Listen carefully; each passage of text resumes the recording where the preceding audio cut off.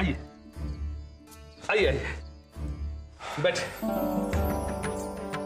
ये सिर्फ खाना नहीं था, हम लोगों की जान बचाया आप लोगों ने। अब अच्छा महसूस हो रहा है। जब तक आप दोनों का तबीयत ठीक नहीं हो जाता है यहीं पे रुक जाइए। না না, তা কি করে হয়? नहीं नहीं, आप लोग रुक जाइए ना। আপনারা তো কলকাতায় ফিরতে চাইছেন তাই তো? রেল ঠিক হোক, আমি আপনাদের ফেরার ব্যবস্থা করে দিব।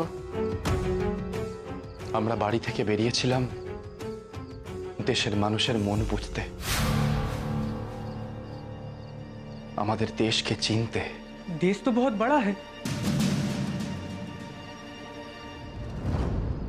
जी आप जैसा बड़ा है देश। ये क्या कह रहे हैं आप? এত অল্প সময় এত বড় দেশটাকে চিনতে পারবো বুঝতে পারিনি। একটু আগে পর্যন্ত মনে হচ্ছিল এই পথে আমরা আর চলতেই পারবো না, কলকাতায় কি করে ফিরবো সেটাই ভাবছিলাম। কিন্তু এখন বুঝতে পারছি সমস্ত মানুষের চিন্তাধারা সমান হয় না।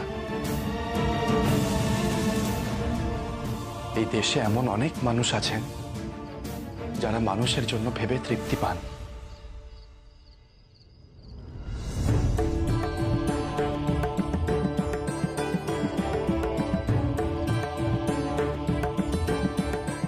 আপনাদের না দেখলে সেটা বুঝতেই পারতাম না।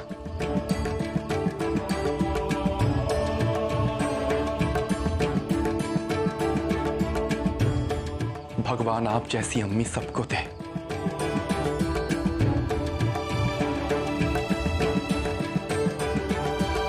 सबको आप जैसी अम्मी नसीब हो।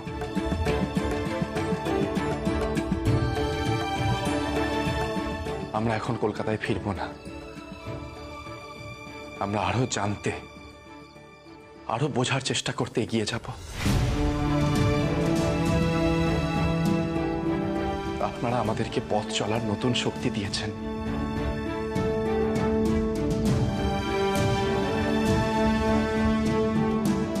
অনেক অনেক ধন্যবাদ আপনাদের।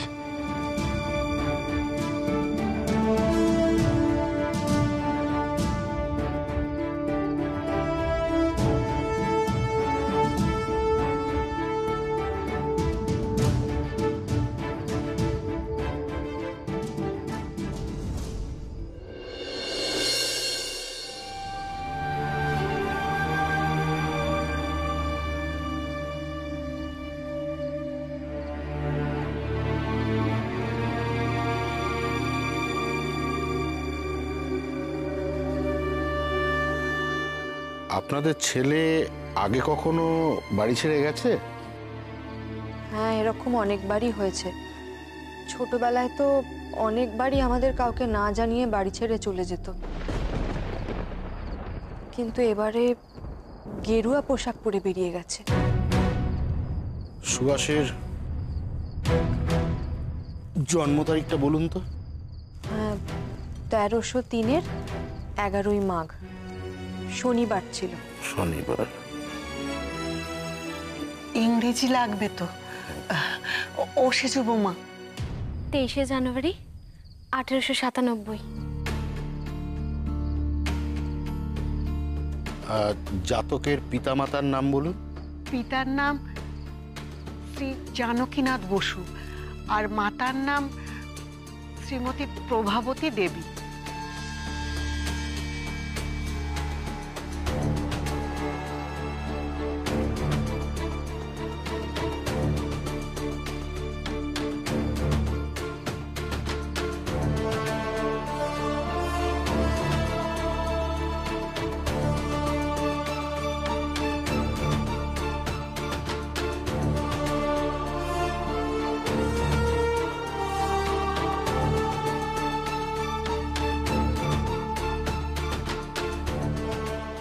আমি আশা করছি এই যজ্ঞ বলে আপনাদের ছেলের সন্ধান পাওয়া যাবে।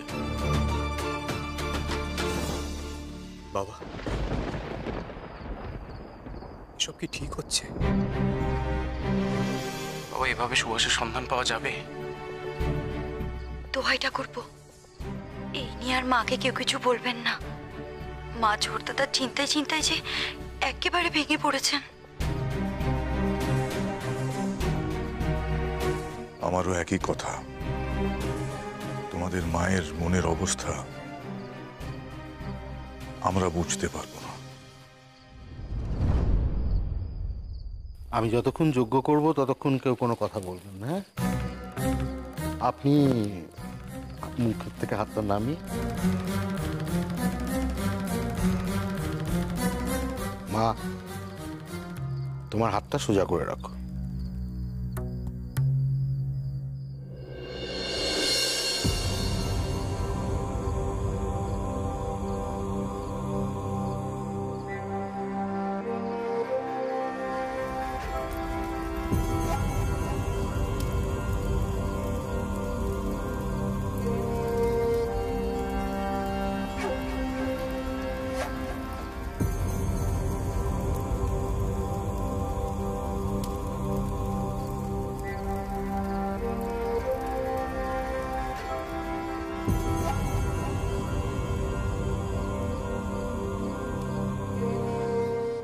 সুভাষের শরীর ভালোই আছে।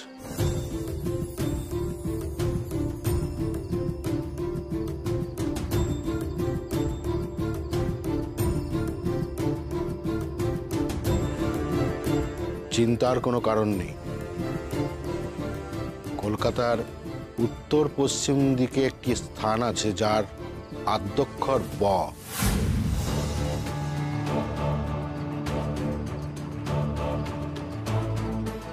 সম্ভবত বৈদ্যনাথেই আছে।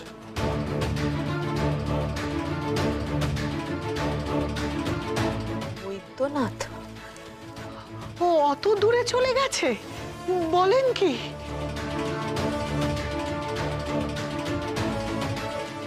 শুনুন, আমার মনে হয় আর দেরি করা ঠিক হবে না।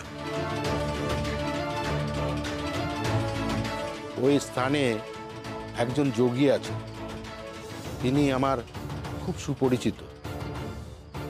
সুভাষ সন্ন্যাস গ্রহণ করতে ওই স্থানে গেছে।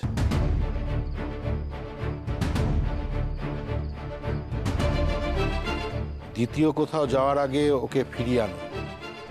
শরৎ, আর নতুন কিছু ঘটার আগে তুমি বৈদ্যনাথ চলে যাও, গিয়ে সুভাষকে ফিরিয়ে নিয়ে এসো। এর অন্যথা যেন না হয়।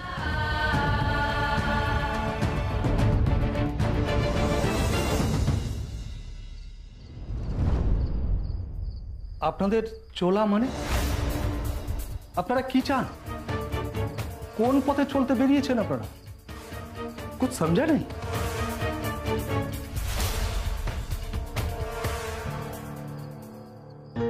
আমরা বেরিয়েছি এক পরম গুরুর সন্ধানে। এমন একজন গুরু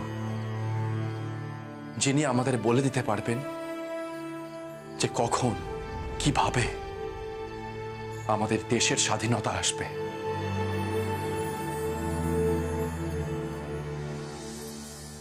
आजादी? किस आजादी की बात कर रहे हैं आप?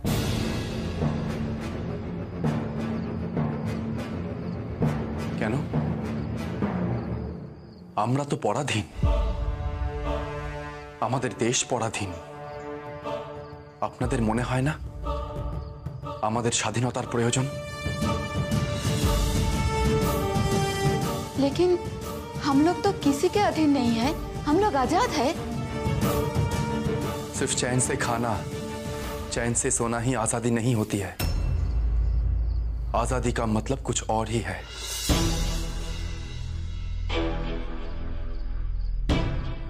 আপনারা কি পারেন এই দেশের জন্য, এই দেশের মঙ্গলের জন্য কোনো সিদ্ধান্ত নিতে? পারেন না। সব সিদ্ধান্ত নেয় ওই ব্রিটিশরা। আজ যদি ওই ব্রিটিশরা নিয়ম বানায় যে কেউ কারুর বাড়িতে দাওয়াতে যেতে পারবে না, তখন আমাদের কিন্তু সেই নিয়মটাই মেনে চলতে হবে। এটাই পরাধীনতা। এই পরাধীনতার শৃঙ্খল থেকে এই দেশকে কোন পথে মুক্ত করা যায়, আমরা সেই পথের সন্ধানেই বেরিয়েছি। कुछ रास्ता मिला? कैसे मिलेगा भाई साहब?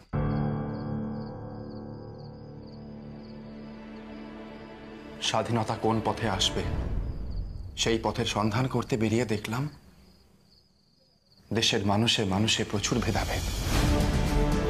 कोई एक दूसरे को पसंद नहीं करते हैं। আপনারাই প্রথম যাদের মধ্যে কোনো ভেদাভেদ নেই। তাই তো আবার নতুন করে মনের জোর ফিরে পেয়েছি আমরা।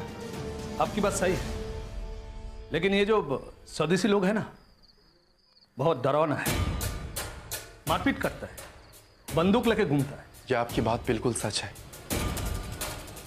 किंतु स्वदेशीरा जा करे ता किंतु ओरा निजेदेर जन्य करे ना, ओरा करे देश मायेर जन्य। এই দেশকে স্বাধীন করার জন্য। আমার কথায় আপনারা নিশ্চয়ই স্বাধীনতার মানে বুঝলেন। আরো ভালো করে ভাবলে বুঝতে পারবেন স্বদেশীরা অত ভয়ানক নয়। ওরা যা করে এই দেশের ভালোর জন্য করে। ওরা বন্দুক ছাড়া কোনো অস্ত্র ছাড়াও লড়তে পারে, শুধুমাত্র ওদের মনের জোরে। आपका बात तो सही है, हम लोग क्या इसमें कुछ कर सकते हैं?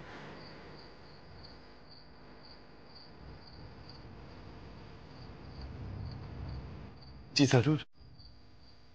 কখনো যদি এই দেশের জন্য কিছু করার ইচ্ছে হয় তাহলে কোনো স্বদেশীর সাথে যোগাযোগ করবে।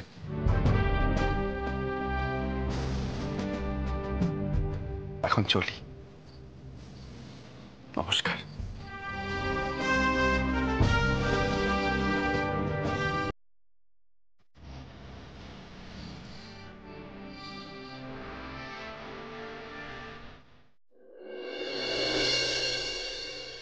বাড়িতে এত বড় একটা কাণ্ড ঘটে গেল, অথচ কেউ একটা খবর পর্যন্ত দিল না আমাকে।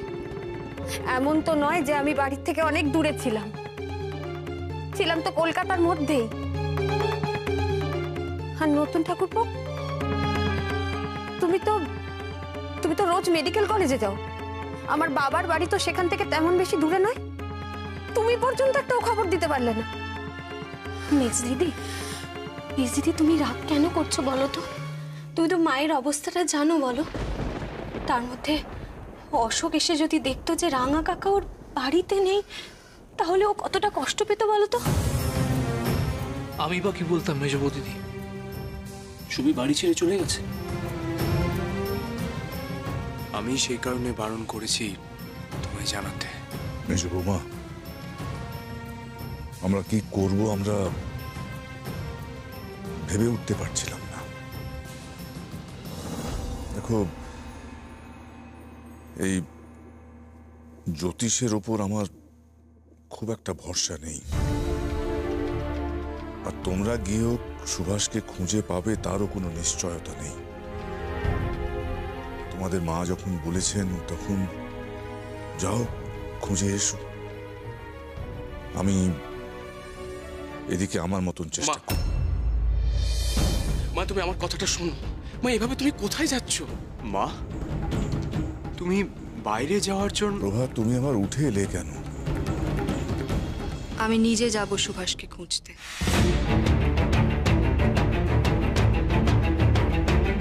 মা, তোমার শরীর ঠিক নেই, এত দূরের পথ গাড়িতে যাব, কখন কোন পরিস্থিতিতে পড়বো তার ঠিক নেই। আমি আর বিভা তো যাচ্ছি মা, তুমি চিন্তা করো না। আমাকে বাধা দিও না শরৎ, আমার যাওয়াটা খুব জরুরি।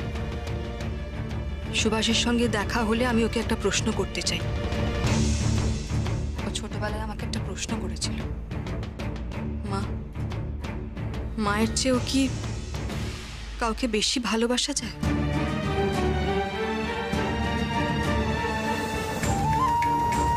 ওর সঙ্গে দেখা হলে আমি জানতে চাই ওর মায়ের থেকেও এই সন্ন্যাস নেওয়াটা কি ওর কাছে অনেক বেশি বড়? মা, মা এমন কি হয় কখনো? আর আমরা ছোট দাদাকে ঠিক খুঁজে নিয়ে আসবো, তারপর আপনি তাকে নিজে জিজ্ঞাসা করে নেবেন।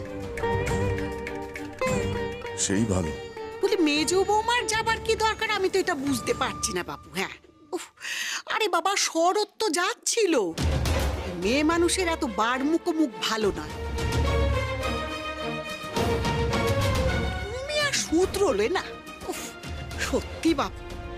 আর প্রভা তোকেও বলি, এই তুই আর এর মধ্যে সকলকে ব্যস্ত করে তুলিস না তো। মা, মা তোমার শরীর একেবারে ভালো নয়। আর এমন উদ্দেশ্যহীন ভাবে তুমি কোথায় খুঁজবে বলো তো সুবিকে? শেষমেশ তোমার শরীর যদি আরো খারাপ করে তখন ওরা সুবিকে খোঁজা বন্ধ করে ওরা তোমাকে নিয়ে ব্যস্ত হয়ে পড়বে। মা,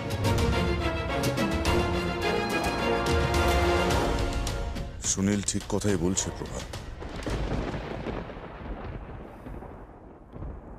আচ্ছা বেশ,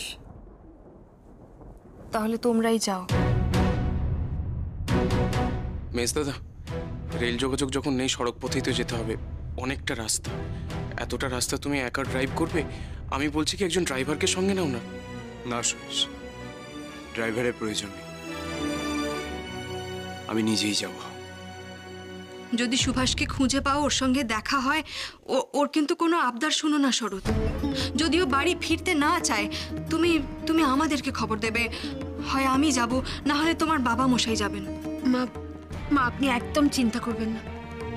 ছোট দাদার সাথে দেখা হলে ছোট দাদার কোনো জেদ কোনো আবদারই আমরা রাখবো না, ওকে ঠিক নিয়ে আসবো। মেজ বৌমা যদি খুঁজে পায় মানেটা কি? হ্যাঁ, মানেটা কি বলো দেখি? জ্যোতিষী যখন বলেছেন তাকে ঠিক খুঁজে পাবে।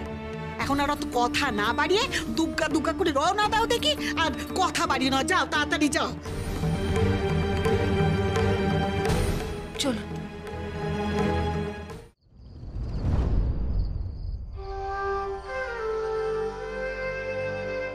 হেমন্ত, এই কয়েকদিনের অভিজ্ঞতায় কিছু বুঝলে? অনেক কিছু বুঝলাম, আবার অনেক কিছু বুঝলাম নাও। এত বড় দেশকে বোধহয় আমাদের পক্ষে বোঝা সম্ভব নয় সুভাষ। এত মানুষ, এত বৈচিত্র্য, এত রকমের মানসিকতা। এখন তো আমার মনে হচ্ছে আমরা যে জায়গায় থাকি সেই জায়গার মানুষদের কি আদৌ চিনতে পেরেছি? তুমি কি কোনোভাবে বাড়ি ফেরার কথা বলতে চাইছো হেমন্ত? আমাকে আর সঙ্গ দিতে চাও না তুমি? না না না, আমি একেবারেই তা বলছি না। তুমি যতক্ষণ চলবে, আমার শরীর থাকলে আমি শেষ সময় পর্যন্ত তোমাকে সঙ্গ দেব।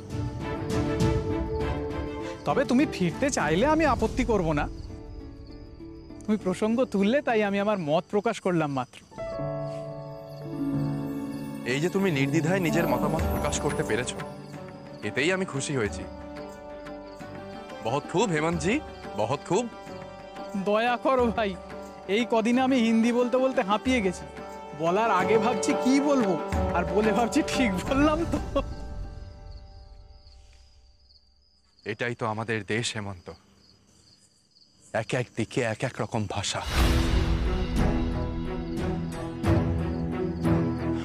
আমি এখনই বাড়ি ফিরতে চাইছি না, বুঝলে? নতুন করে যখন আবার মনের জোর ফিরে পেয়েছি, তখন যেই লক্ষ্য নিয়ে আমরা ঘর থেকে বের হয়েছিলাম, সেই লক্ষ্য পর্যন্ত আমরা পৌঁছবো। চলো তবে, শুধু মনে রেখো, তুমি ফিরতে চাইলেও আমার মত আছে। আবার যদি তুমি এখন কোথাও ঘুমোতে চাও, তাহলে তো অবশ্যই মত আছে। হ্যাঁ গো, অনেক রাত তো হলো, এইবারে মাথা গোঁজার জন্য একটা জায়গা খুঁজতে হবে। হ্যাঁ भाई साहब सुनिएगा। नमस्ते भाई साहब, यहाँ रात गुजारने के लिए कहीं जगह मिल सकता है? আমরা খুব ক্লান্ত, আমাদের একটু বিশ্রামের প্রয়োজন। हाँ, आप लोगों के लिए ये बेहतर रहेगा। सामने एक साधु का आश्रम है, आप वहाँ जाके आराम से रात गुजार सकते हैं। वहाँ और भी सन्यासी लोग रहते हैं। जी शुक्रिया। शुक्रिया। চলো।